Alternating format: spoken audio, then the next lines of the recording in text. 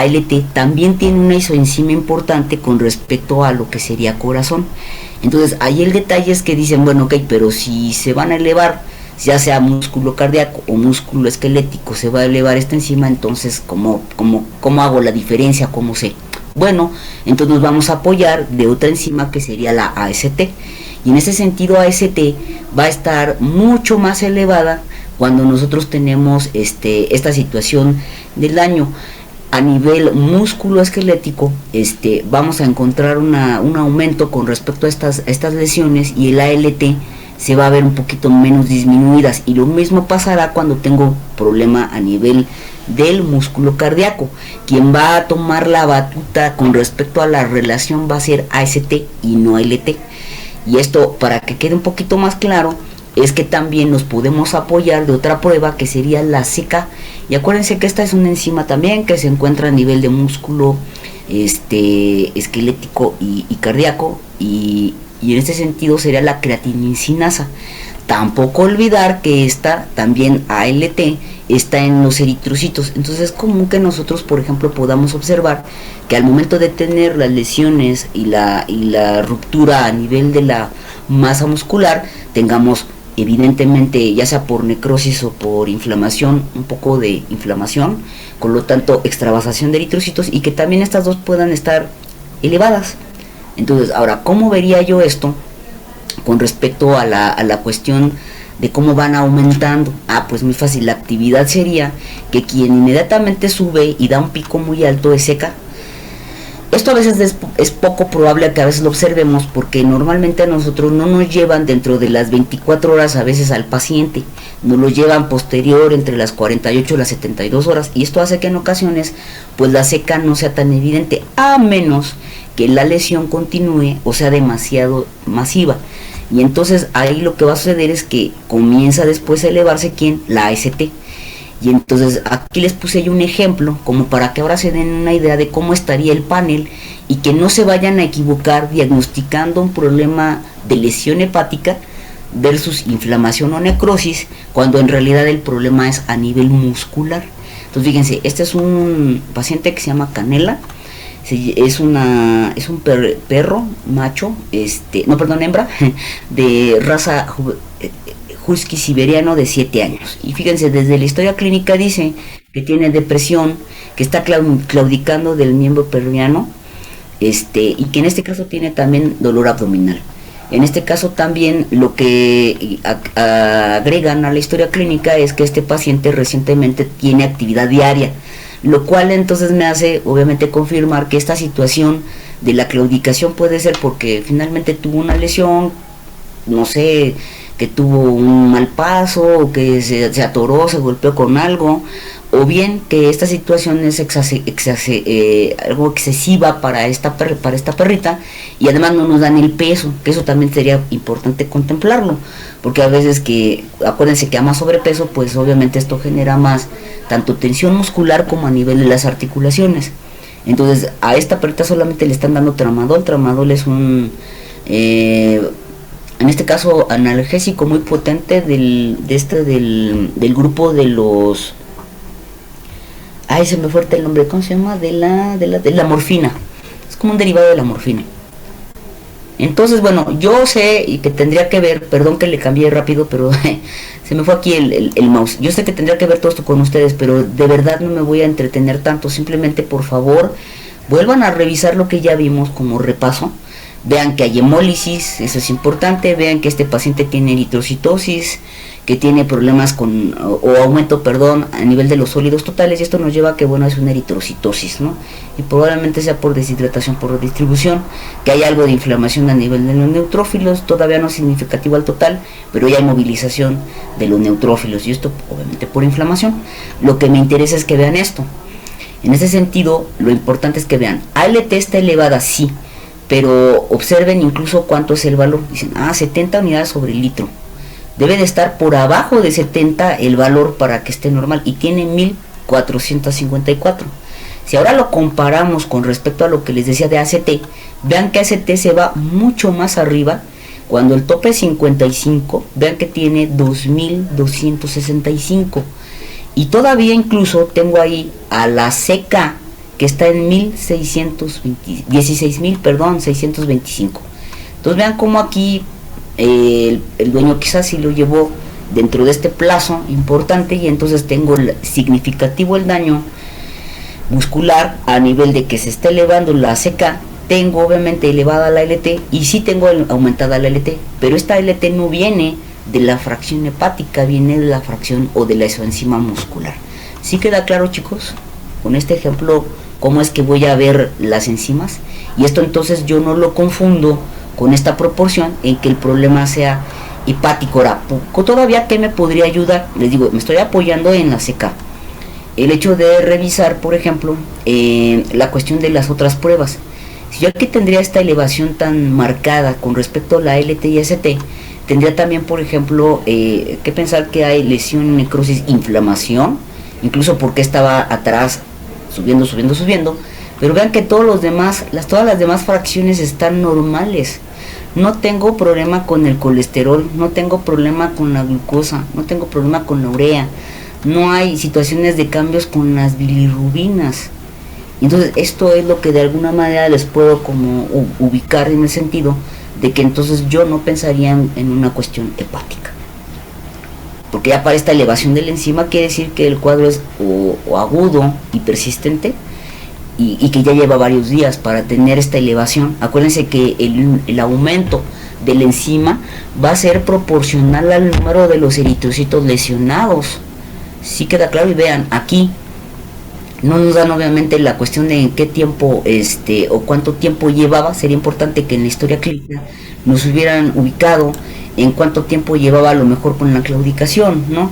Y que está deprimido, pero bueno, aquí yo me imagino que cuando menos debe de tener un par de días, una semana con este problema, y entonces esto me llevaría a pensar que tendría yo elevación con respecto a otras situaciones. Vean que tampoco hay ictericia acá, me dicen que hay hemólisis, y esto puede ser por el manejo de la muestra, o bien en el sentido de que tenga esta destrucción a nivel de los eritrocitos, por lo que les comentaba de la inflamación, y esto que hace que me eleva todavía más que pues la ALT, que es la que está contenida en los eritrocitos, ¿vale?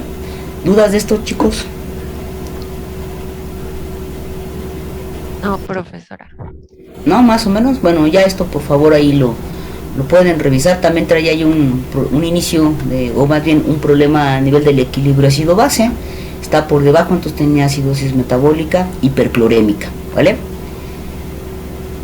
A nivel del examen general de orina, vean que la toma fue por micción. A ver, déjame ver si es correcto. No, creo que debe de ser sondeo, porque es que no sé si le ponen la chequilla. No, sí, es micción. Y en este caso, bueno, está turbia, está roja, el color tiene una densidad elevada, lo cual esto sí, con todas las otras pruebas que vimos, que era sobre todo la parte de rojos y los sólidos totales, que es como viene, vean que está en hiperestenuria. Entonces este paciente está deshidratado, y vean, pH está bien, el detalle de la proteína, 5 gramos. ¿Y por qué esta elevación de la proteína? No tiene que ver con que tenga problema renal, el detalle es que está saliendo una gran cantidad.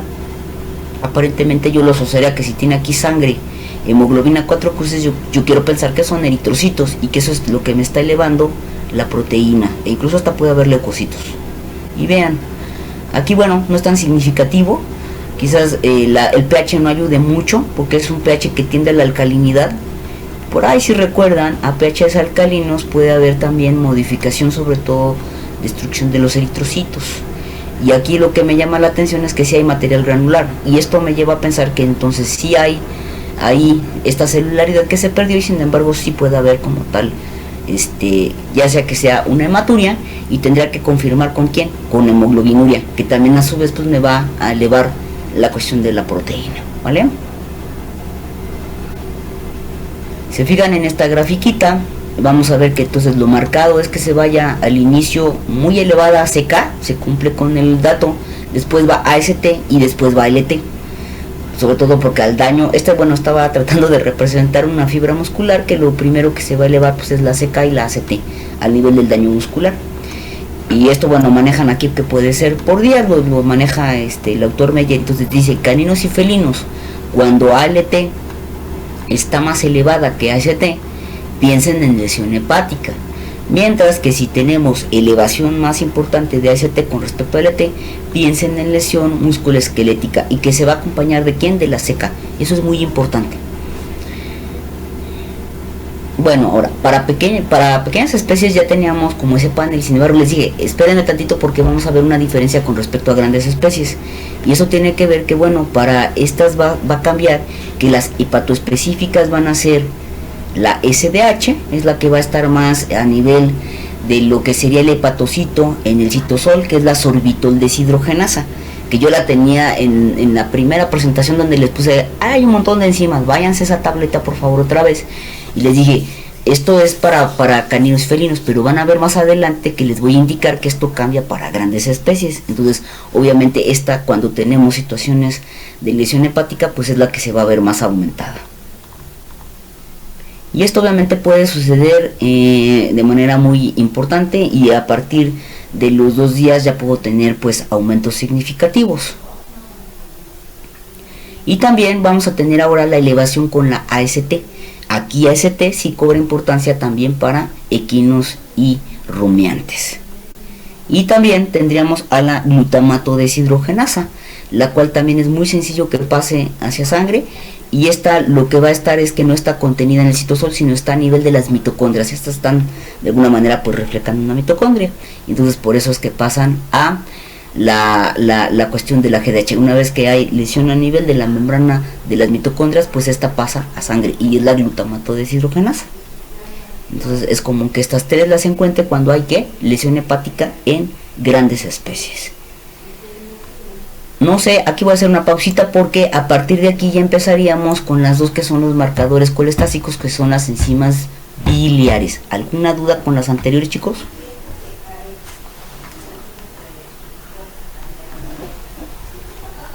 ¿Puedes repetir eso de que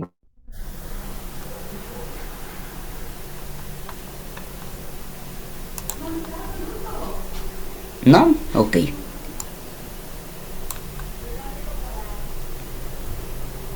Bueno, entonces dentro de los marcadores biliares yo les había comentado que sería tanto ALP como GGT, y en este sentido estas van a estar obviamente inducidas o secretadas por el hepatocito. Está bastante sencillo. Vamos a ver primero la ALP, que de hecho se considera, o en varias referencias lo van a encontrar como FA, que es la fosfatasa alcalina. Incluso también en ocasiones le ponen FA y le agregan una S, que es fosfatasa alcalina sérica, pero en realidad es la misma. Esta, como les comentaba, pues va a formar parte del canalículo biliar de los hepatocitos y está obviamente a nivel de la membrana. Es secretada obviamente a nivel de la bilis y liberada sangre. Obviamente esto se va a ver afectado cuando tengo colestasis o por inducción farmacológica, y por eso les decía que es importantísimo el encontrar si no hay tratamiento o si hay estrés a nivel endógeno por el glucocorticoide. También se va a elevar cuando utilizamos fenobarbital o ketoconazol. Hay más digamos, en este caso medicamentos que pueden elevarla, y aquí yo les puedo decir que como recomendación siempre que ustedes sospechen que el paciente ya tiene una lesión o un problema hepático, revisen qué le están dando al animal como tratamiento, sea la vitamina, sea desinflamatorios, y que vayan y chequen en el PLM si este tiene o no alteraciones a nivel enzimático, porque ahí les va a marcar el PLM cuáles son las pruebas que va a alterar de por sí el medicamento, con todo lo que contenga el medicamento. Y acuérdense que pues hay varios animales que van a ser tratados durante mucho tiempo o de manera crónica, tanto con el desinflamatorio como con situaciones para controlar epilepsia como con hongo. Normalmente estos tratamientos, incluso con ketoconazol, con metronidazol, todo deben de durar mínimo 2 meses. Muchos se van a 4 o 6 meses, y por eso es que entonces terminan generando pues situación de daño hepático, y sobre todo a nivel a este nivel inflaman al árbol biliar. Tenemos en este caso también pues obviamente la inducción a nivel esteroidea, y obviamente esto va a ser mucho más retardado con respecto a la ALT. Acuérdense que vamos a ir como cotejando, que ALT va a subir, va a ser más tardada en este caso ALP, pero se va a mantener durante más tiempo, incluso hasta más de 20 días su aumento. Y obviamente por lo tanto pues seguir haciendo la disminución es también mucho más lenta. En este caso también obviamente puede permanecer varias horas ahí sin elevada, como les digo, y a lo mejor ya el problema se resolvió. Por ello, la recomendación más importante aquí es que una vez que nosotros ya pudimos localizar y tratar la etiología para esta situación, es que cuando menos en 20 días o un mes vuelvan a hacer pruebas, no las hagan tan pegadas porque en realidad no van a haber muchos cambios, y esto pues solamente implicaría un gasto que no sería necesario en ese momento, y que también pues el panel no sale barato, ¿no? Entonces hay que esperar cierto tiempo, les digo, cuando menos 3 semanas, para una vez que yo ya trabajé con el paciente todo el caso, y que ya ubiqué cuál es la etiología y ya la traté y siento que el paciente incluso clínicamente mejoró, lo ideal es que hasta después de unas 3 semanas volvamos a repetir el poder procesar nuevamente estos o solicitar los resultados. En este caso, como les comentaré, es que es un indicador sí para nivel de la colestasis, sin embargo está limitado porque, como bien sabemos, tiene varias isoenzimas. Por lo tanto, siempre hay que preguntar, una vez que yo me voy a ubicar que el caso sea a nivel hepático, el descartar que no haya lesión o problemas con otros órganos. En este caso, ¿qué tendría que checar? Por ejemplo, que no haya problema a nivel de intestino. Y en este caso es desde diarreas, problemas inflamatorios, que no tenga, por ejemplo, colitis nerviosa a nuestros pacientes. Esto es importante. Que no haya o exista concomitante un problema renal, porque obviamente esto al estar lesionado, esto que les estoy mencionando, va a elevar todavía la enzima, y si todavía a lo mejor el riñón va por ahí respondiendo, pero no he tratado la situación de la inflamación en algún otro órgano, pues esto puede persistir y me puede confundir. En este sentido, por ejemplo, para la cuestión sería en los riñones el problema de enfermedad renal, sea inflamación aguda crónica. Puede ser, por ejemplo, en el caso de hembras, el buscar que no haya, por ejemplo, problemas, complicaciones posteriores al parto, o que no tenga, en este caso, piómetra, porque sería directamente ahí a nivel, por ejemplo, del útero, que en ocasiones, bueno, llegan a tener ahí retención placentaria y se complica la retención con situaciones a nivel de una endometritis, y esto puede generar también aumento. Hueso no se diga, y en ese sentido pues ver que no haya fractura, que no haya inflamación, que no haya problemas a nivel de alguna enfermedad que esté cursando el paciente y que esté generando. Y aquí básicamente para vaso les podría comentar que en vaso, cuando hay problemas en vaso generalmente tiene que ver con neoplasias muchas ocasiones, y obviamente si persiste cualquiera de estas situaciones a nivel inflamatorio o infeccioso, pues que tenga una leucocitosis extrema me puede llevar, o una leucocitosis marcada, me puede llevar al aumento de la fosfatasa alcalina. Acuérdense que los neutrófilos en sus gránulos contienen la fosfatasa alcalina, entonces por eso es que tengo que tener el cuidado de que esto no lo tenga muy incrementado, para evitar pues una situación de que yo esté argumentando que el problema sea por hígado y que en realidad más bien sea en otro órgano o por el proceso de inflamación e infección. Obviamente, por ejemplo, para el caso de lo que son equinos y rumiantes en general, más en bovinos, a veces es difícil poder interpretarlo. ¿Por qué? Porque tiene un rango muy amplio. Entonces, bueno, pues eso tendríamos que evaluarlo, y por ello es que entonces la utilidad más importante sería con caninos y primates. Incluso aquí se digan por ahí, sería importante también el checar, por ejemplo, la otra que va de la manita, esta es como la hermanita, que sería la gamma glutamil transpeptidasa, que es la GGT. En este caso, esta también es a nivel de la membrana del árbol biliar, es una glicoproteína microsomal, y obviamente su distribución es más difusa con respecto a lo que es el ovulillo hepático. Entonces esta pues también nos puede ayudar. Aumenta obviamente de forma paralela, también sus aumentos por situaciones de inducción, aunque está menos influida, como dice ahí, por la necrosis hepatocelular. Aquí en este sentido, lo que es importante es que su elevación se da también por situaciones colestásicas, y obviamente también se eleva por cuestiones a nivel de páncreas, lo cual es interesante porque nos puede ya ahora sí que ir induciendo a que si también hay, por ejemplo, afectación pancreática. Ya les dije que tanto hígado, páncreas y intestinos llevan ahí, y de hecho desde estómago, pues llevan una situación un poquito muy ligada a que se empieza a afectar uno, y también hay enzimas que van a ir afectando esto. Y obviamente pero también se eleva con los glucocorticoides y con los ahí chequen el listado porque lo van a ver en unas listas que vienen en la presentación, por ejemplo, de lo que son las drogas que inducen a las enzimas. Es una tablita y ahí van a poder checar todo el listado de todas aquellas que los afectan. Entonces GGT pues no es la excepción. Tenemos obviamente también que puede estar afectada por glándula mamaria. Entonces por ahí si el animal cursa, en este caso hembra, con mastitis, pues puede tener problemas. Vean que también va riñón, páncreas, intestino, corazón, pulmón, músculo, glóbulos rojos, pero obviamente la mayoría como tal es a nivel hepático. Pero si yo tengo otra situación, pues bueno, esto puede elevarse.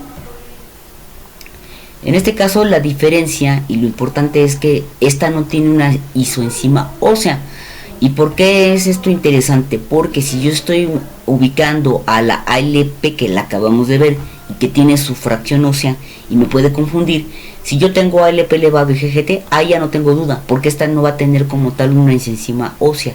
Aquí lo único que hay que tener cuidado es que si el animalito está en edades tempranas, pues esto tiene, recuerden que están en una situación de crecimiento, las epífisis de los huesos todavía no están cerrados, y por lo tanto entonces yo puedo tener elevación simplemente por la edad en cachorros. Entonces ahí hay que tener cuidado y que yo no tenga esta parte a la hora de tener la interpretación, pues que no me esté haciendo el ruido el crecimiento a nivel de los huesos. Y también obviamente se puede ver afectado en animales mucho más pequeñitos, en este caso cachorros que estén calustrándose o que estén lactando, pues esta también se puede elevar. Entonces no es que no la realice, simplemente que tome en cuenta que va a estar elevada y esto puede todavía incrementar muchísimo más el valor. En este caso, como les digo, lo voy a hacer en conjunto la ALP, que es la anterior que vimos, con este GGT, y obviamente esto pues le va a dar más fuerza al diagnóstico cuando yo las tengo elevadas. Y obviamente es un marcador importante. Aquí sí esta recobra importancia en rumiantes equinos, cosa que la ALP no. Y finalmente es también un indicador biliar importante en aves, por aquello a los que les guste la situación de fauna silvestre y todo, pues esta enzima sí la mandan pedir mucho en los paneles de fauna silvestre. Y obviamente también es importante que en felinos pues se utiliza, y yo ahí le puse felinos 26 página completar. ¿Por qué le puse esa nota? Y de hecho estoy aquí abriendo la página, porque van a ver en un documento que les voy a subir que viene parte de la información por ahí. Si quieren ampliarla básicamente, pues ahí lo pueden ustedes revisar. Y también les voy a indicar de una vez, antes de que se me siga olvidando, que les voy a pedir que pueden repasar también esta parte del tema en lo que sería, déjenme ver, aquí lo tengo, es el capítulo 7 del libro de la cuarta edición que le subí de Duncan, a partir de la página 237 a la 230, déjenme ver, a la 262. Pueden ahí también checar parte de esto para que complementen los datos. ¿Y por qué les pido que lean y lo pongan? Porque y modo que yo aquí en las presentaciones les ponga y les diga todo como metralleta. Les estoy dando realmente así como lo más esencial de cada enzima, pero sí sería importante, les digo, que entren a la parte de lo que sería el libro, porque ahí por ejemplo van a encontrar datos de los medicamentos, de cómo va por ejemplo el tiempo. Es 2 horas, 12 horas, y que quizás a lo mejor ahorita pues digan, es demasiada información, no me la voy a aprender, y no pretendo que desde ese lugar se la aprendan, pero una vez que estén trabajando se van a acordar de mí, que sí es importante el ir por ejemplo manejando en qué tiempo se eleva, cuánto tiempo va generando o está presente a nivel del plasma, sobre todo para la evaluación. Por ejemplo, en el caso de lo que sería la ST, su vida media va con respecto a un promedio de 12 horas. Entonces esto ya me está dando una pauta de que no debo de pasarme más de 12 horas dejar ese suero o ese plasma ahí y no tomar la medida. Y lo mismo pasa, por ejemplo, con la SDH, 12 horas. Esto es lo que estoy checando porque aquí lo marqué en mi librito. Y entonces, por ejemplo, para la cuestión de la GGT sí tiene una vida media un poquito más elevada, lo mismo que la ALP. Les digo que incluso ALP puede tener hasta 72 horas de tiempo sin que se degrade como tal allí en el suero o en el plasma. La que no tengo ahorita aquí es la GGT, que según yo la había aquí anotado, pero esa no la tengo aquí. 3 días, igual 72 horas, ya la encontré, ¿vale? Entonces yo espero que no lo dejen ahí obviado. La verdad son muy poquitas hojas y cuando lo lean van a ver que va a ser muy padre porque van a poder encontrar cosas que en algún momento les digo ya por espacio y por tiempo pues no me da tiempo más bien no da lugar para que quede con tanta información la transparencia. Y bueno, si ustedes ubican aquí esto que les estaba explicando ahorita con respecto a los días transcurridos a la obstrucción biliar, vean que ALP es la que se va a mantener durante más tiempo conforme va pasando el tiempo, hasta incluso llegar a una elevación bastante importante, mientras que ALT y AST sí se van a ir elevando, pero van a ir poco a poco. Ahora, hay algo que se me estaba pasando, importante, es que si la lesión, y hablando no de situaciones colestásicas, es que esta es muy abrupta, en situaciones agudas, no se les olvide que se va a elevar ALT y AST y que por situaciones de ir inflamando los hepatocitos van a inflamar también la parte de los conductos biliares, y entonces esto sí me puede dar un efecto al tiempo que se vaya muy arriba la ALT y la AST y posteriormente atrás vaya elevándose a ALP. En cuanto se desinflama el hepatocito, es decir el parénquima, inmediatamente empezar a bajar a ALP, y eso también es importante considerar porque no se va a mantener como un cuadro típicamente colestásico. Ahí en la colestasis se va hacia arriba y vamos a ver que también va a ir junto con ácidos biliares, que ahorita lo vamos a ver. Ok, hasta aquí alguna duda, chicos. Dudas, ¿no? No. Ok, bueno, entonces ya de lo único que vamos a hablar, yo creo que ya con esto terminaríamos, para ya en unos 10 minutos empezar el examen. Es que les voy a pedir aquí que repasen. Esto ya de hecho ya lo vimos, por ejemplo, que ya vimos. Ya les platiqué de las bilirrubinas. Ya les dije que BSF como tal, pues es hepatotóxica y no la vamos como tal a considerar. Es un colorante que se utiliza para ver qué tanto se conjuga, se metaboliza primero, luego se conjuga y se excreta.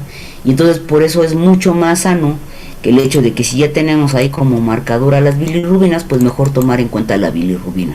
Ay, es que quiero poner aquí la pluma, pero no agarro. Ahí está, a las bilirrubinas y bromosulftaleína, pues ya no. Ácidos biliares, ahorita lo vamos a ver. Amoníaco, ya les platiqué bastante de ello, lo mismo que urea, que lo vimos un poquito ahí cuando platicábamos de lo que era la parte de renal. Entonces, bueno, aquí viene algo de información. Básicamente les digo, esto ya lo vimos. Lo que quiero nada más es que ubiquen dentro de la parte de la bilirrubina, es que tenemos que irnos a saber si las situaciones de la reacción directa, que es en este sentido una bilirrubina conjugada que ya se convierte en hidrosoluble y que puede ser excretada por filtración glomerular, que es la que esté elevada, o sea, en este sentido la bilirrubina total, y que aquí lo importante siempre es hacer la resta. ¿Qué hago? A la bilirrubina total le resto la conjugada de la libre y con esto obtengo, ¿cuál era la otra? La indirecta. Esto básicamente espero no se les olvide, pero cuando tenemos situaciones de tipo hepático, básicamente pues vamos a tener la conjugada elevada. Cuando esto se vuelve ya colestásico, es decir, que se obstruye, ahorita van a ver una tablita, pues eso sí puede por regurgitación que le llaman, o por no paso de el que se vayan elevando posteriormente todas, ¿no? ¿Qué es lo que vamos a hacer básicamente con esta? Esto es importante, poder interpretar que lo que está pasando en el hígado es que hay un retardo en la captación, acuérdense, en el almacenamiento o en la conjugación de la bilirrubina. Y básicamente aquí, por captación, yo todavía me iría un poquito más allá al hecho de que, acuérdense que también se utiliza a la albúmina como parte de un acarreador hacia llevarlo o ingresarlo hacia hígado. Entonces obviamente tiene que ver por eso desde esta parte de la captación. El almacenamiento es que puede ingresar hacia el hígado y posteriormente hacer la conjugación ahí, pero también no olviden que esta parte del almacenamiento, ya cuando se junta con el jugo pancreático, pues va a estar contenida en la vesícula, ¿vale? Entonces por ahí ténganlo bastante en cuenta y hacer obviamente la diferenciación con respecto a lo que sería el cuadro hemolítico. Y entonces eso es lo más importante. Aquí les puse estos esquemas que a lo mejor creo que les van a ayudar todavía para comprender esta parte de cómo se hace la degradación. Y una vez que va a unir esto a la albúmina, hay dos proteínas que yo nada más se las estuve mencionando, pero es la proteína Z y la ligandina, que son las que finalmente ayudan para que ingrese a partir del diclurónico, que es el ácido glucurónico o dicloronato de bilirrubina, se conjuga para que entonces ya pueda hacer la siguiente parte, que es hacer una recirculación. Acuérdense que es enterohepática porque va hacia intestino y se regresa hacia esta parte por vía vena, por las vías vena porta, y entonces hacer esta parte de la recirculación, o bien tomar la situación de que los intestinos a nivel de las bacterias hagan esta degradación y se genere el urobilinógeno y estercobilinógeno. ¿Para qué? Para que una parte salga en heces y otra parte pues como urobilinógeno sea excretado a nivel de la orina. Esto es un poquito más de lo mismo, aquí lo tienen todavía más detallado con porcentajes a nivel de cuánto se da, por ejemplo, con la absorbida con respecto a riñón y cuánto se da a nivel del estercobilino. Pues bueno, eso ya lo pueden repasar así. Y en esta parte del esquema, bueno, básicamente pueden ver cómo se da nuevamente al intestino, hacia vena porta. Simplemente son esquemas que yo creo que les van a ayudar para que puedan ver, por ejemplo, los porcentajes de cuánto se va dando la conjugación y cuánto es lo que se va haciendo en la recirculación. Vean que de urobilinógeno básicamente ya como estercobilinógeno es a nivel del es de 85 a 90, mientras que una gran parte hace la recirculación y ya básicamente esto como un 15-20% de lo que se excreta a nivel del riñón.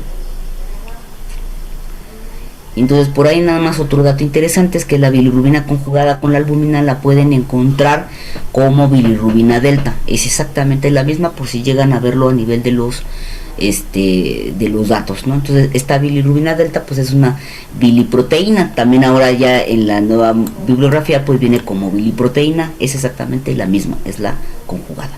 Y esta es la tablita que les comentaba. Vamos a tener obviamente que ya situación hepática se nos va a ir hacia arriba la bilirrubina total, pero como ya no puede de alguna manera ahí seguir ingresando y conjugando, pues se me va a elevar la indirecta y por lo tanto se me va a elevar la directa un poquito más. Tengo muy elevada la total y obviamente por esta parte la indirecta. Sin embargo, vean que la que lleva la batuta aquí en la situación hepática es la directa. Ahora, ¿qué sucede en situación poshepática? Que es cuando es la obstrucción. La diferencia es que voy a encontrar muy elevada la total, muy elevada la directa, y en este sentido la indirecta puede o no estar normal, pero conforme pasa el tiempo se empieza a elevar. Esto sí he visto el efecto. Sin embargo, ¿qué sucede? Que a nivel de lo que sería la orina, vean que la bilirrubina en orina se va a ir acumulando. ¿Por qué? Porque esta se va conjugando y esta sí puede pasar a la orina. Por lo tanto, la bilirrubina en orina va a ser todavía mucho más marcada. Y vean que a nivel de la otra prueba, que sería el urobilinógeno, la diferencia es que el urobilinógeno puede estar aumentado o normal. Esto es obviamente porque se está dando una constante elevación de esta como tal, y bueno, ahí va generando esta situación de ir conjugando, sacando hacia el intestino y ahí lo lleva. Pero cuando yo tengo una situación poshepática y esto se obstruye, el detalle va a ser que aquí ya como tal el urobilinógeno no va a pasar, porque ya no puede en esta recirculación enterohepática y en ir pasando el intestino y que luego lo conviertan en las bacterias. Esto ya no se va a dar, y entonces lo que yo puedo encontrar es que puede ser que esté muy poquito y esto es cuando la obstrucción es parcial, o negativo cuando la obstrucción es total, porque aquí ya no hay paso. ¿Vale? ¿Dudas de esta parte, chicos? ¿No? Ok. Y bueno, por ahí entonces váyanse a la situación de ictericia. Yo aquí les coloqué una parte de cuáles pueden ser los tipos de colestasis, de acuerdo a hacia dónde vaya la obstrucción en el conducto. Simplemente es para poder ubicarlo a nivel lesión, que puede ser expansivo y que tape todo, puede ser solamente a nivel infiltrante, que poco a poco vaya generándolo y que también se vaya hacia la parte, digamos, hacia afuera, y aquí van los hepatocitos, o simplemente sea intraductal, y generalmente pues puede ser un poquito menos agresivo.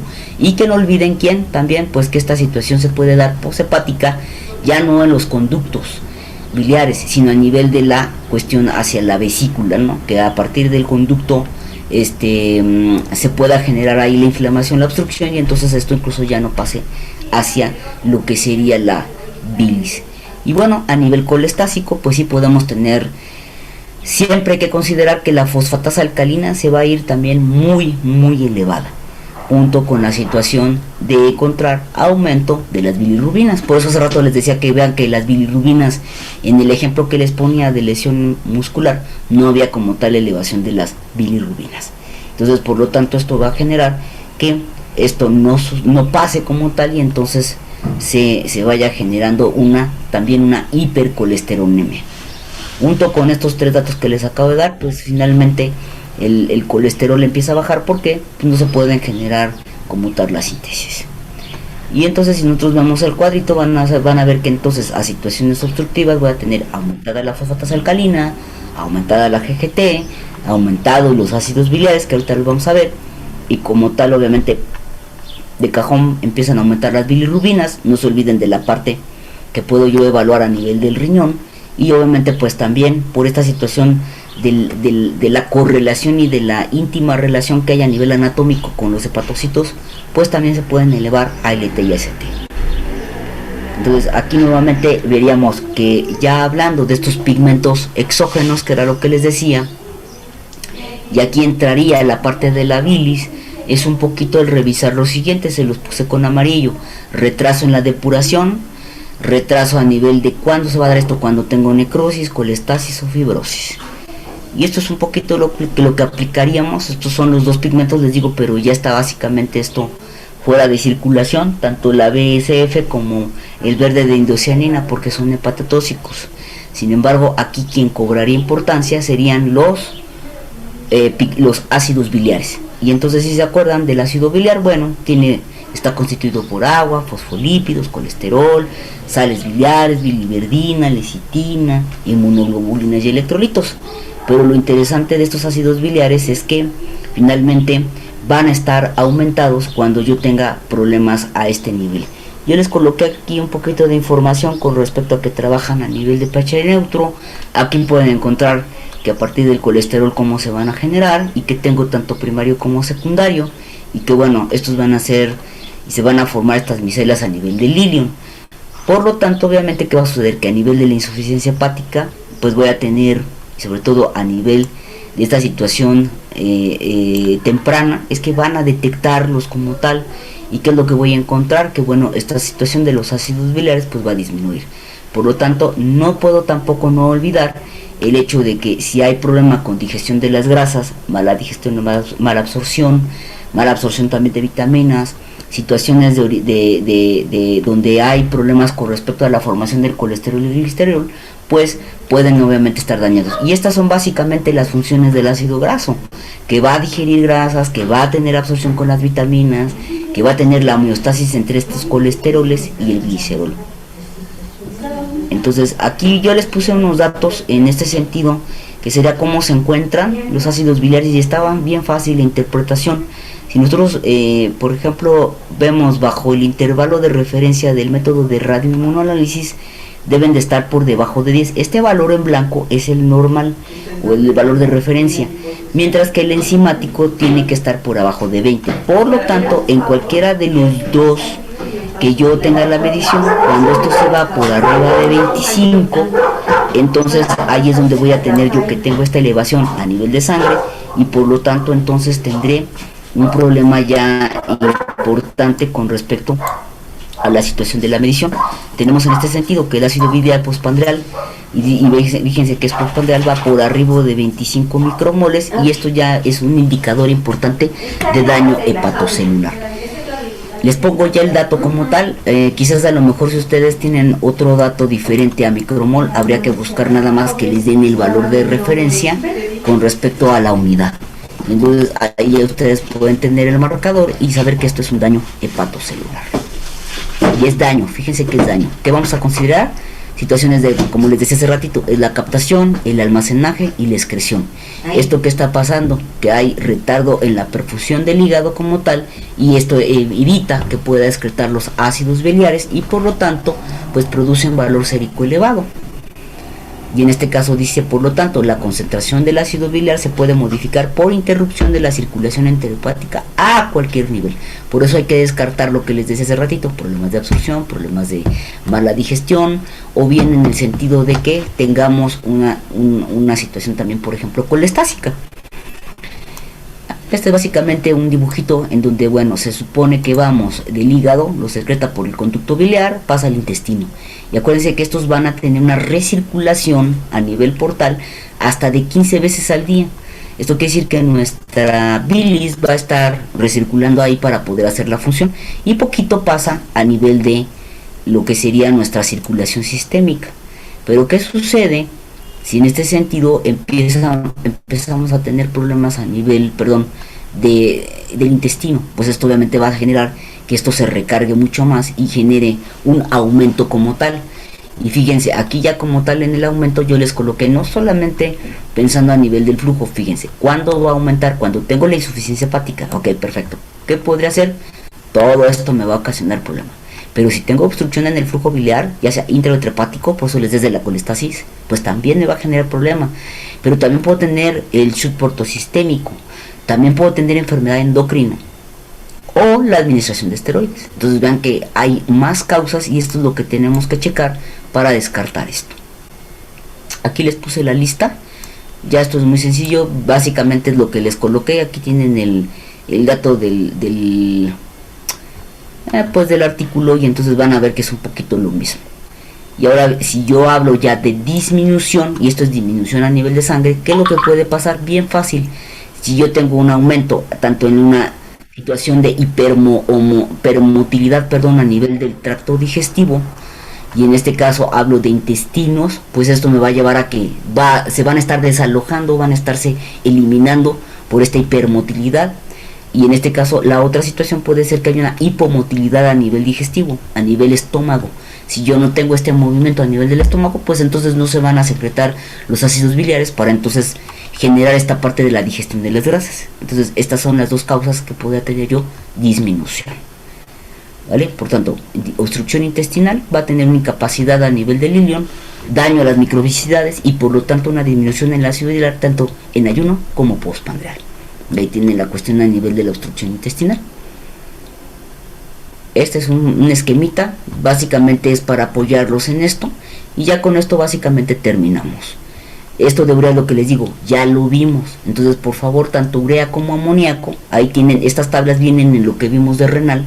Les pido que por favor chequen tanto las causas prerrenales como las causas a nivel de lo que sería que es aumento. ¿Dónde voy a encontrar problemas a este tema? Cuando tengo la baja, y es en insuficiencia hepática o en shock portosistémico.